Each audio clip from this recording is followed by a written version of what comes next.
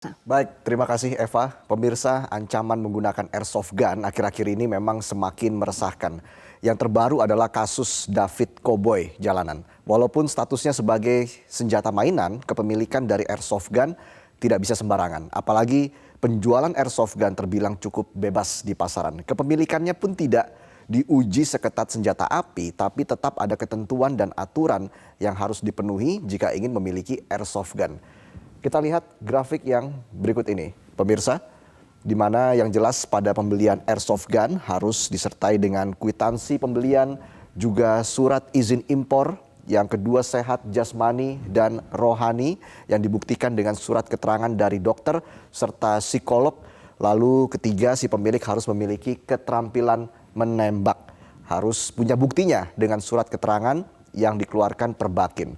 Dan keempat, tentunya memiliki surat keterangan catatan kepolisian.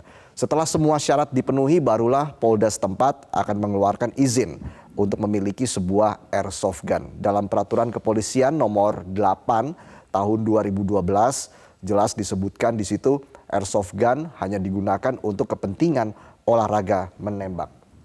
Lalu, apa saja jenis airsoft gun yang populer di Indonesia? Yang pertama yaitu jenis spring, atau menggunakan pegas atau per begitu ya, dengan suara yang tidak terlalu keras. Lalu jenis AEG atau automatic electric gun, menggunakan tenaga baterai untuk menggerakkan mekaniknya, biasanya pada tipe rifle airsoft gun jenis ini.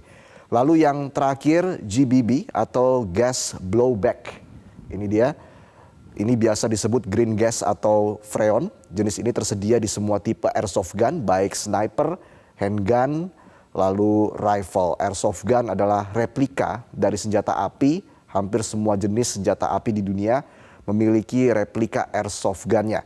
Di Indonesia yang populer rifle, jenis rifle itu biasanya M4, AK-47, M16, G36, MP5 dan sebagainya. Untuk handgun ada Glock yang populer, M9, Beretta, KP05, lalu ada Sig Sauer P226 dengan harga beragam mulai dari 2 hingga 9 juta rupiah. Tapi ada airsoft gun, ada juga airgun.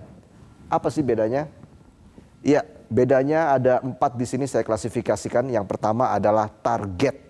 Dari targetnya sudah berbeda. Kalau airgun itu ditargetkan kepada buruan. Tapi kalau airsoft gun lebih kepada lawan bermain dalam sebuah permainan. Dari segi power, airgun punya tekanan lebih tinggi karena itu sering dipakai untuk berburu. Sementara tekanan di airsoft gun jauh lebih rendah. Karena powernya lebih tinggi, jarak tembaknya juga lebih jauh dari airsoft gun. Dan dari segi akurasi, ini dia, airgun juga jauh lebih baik dibandingkan airsoft gun. Pelurunya juga berbeda. Peluru airgun itu terbuat dari timah begitu ya. Sementara peluru airsoft gun terbuat dari plastik. Biasanya seperti itu. Jadi airgun dan airsoft gun sama-sama digunakan untuk olahraga menembak. Ada sejumlah perlombaan resmi yang digelar di Indonesia untuk menggunakan airsoft gun. Di antaranya yang pertama adalah war game. Biasanya diikuti banyak orang menggunakan peralatan lengkap seperti semi militer. Lalu yang kedua adalah jenisnya close quarter battle atau CQB. Biasanya dilakukan di dalam ruangan atau tempat seperti bangunan, 5 lawan 5. Jadi seperti tim deathmatch, kita harus mengeliminasi seluruh lawan dan peluru juga dibatasi oleh panitia.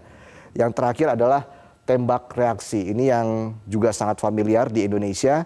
Biasanya dilakukan di dalam ruangan indoor, akan ada stage seperti labirin dan target yang akan ditembak. Namun tidak sedikit pula orang yang menyalahgunakan airsoft gun layaknya koboi di tempat umum. Baru-baru ini ada sejumlah kasus yang cukup meresahkan.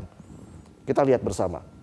Sebelum aksi David Koboi, ada orang tak dikenal melakukan penembakan di kantor MUI pekan lalu. Setelah melakukan penembakan, pelaku yang diketahui bernama Mustopa akhirnya tewas karena serangan jantung, menurut keterangan dari tim dokter forensik Polri. Berikutnya, seorang wisatawan pria mengacungkan airsoft gun untuk menakut-nakuti pengendara lain pada 13 Januari lalu karena tidak sabar terkena macet dan kasus juga berakhir damai saat itu. Ada juga sebelumnya di Bali tahun lalu, ini sempat viral seorang emak-emak ditembak dengan airsoft gun di kawasan Badung, Bali. Usai ditangkap, ternyata pelaku menggunakan mobil dengan plat palsu. Pihak kepolisian pastinya harus lebih ketat dalam melakukan pengawasan. Jangan sampai kejadian-kejadian yang meresahkan masyarakat terulang kembali, apalagi sampai memakan korban jiwa. Dan pastinya hukuman bagi koboi jalanan juga harus ditegakkan. Demikianlah fact check untuk hari ini, saya kembalikan ke Eva. Silakan Eva. Baik, terima kasih Reza untuk pemaparan Anda.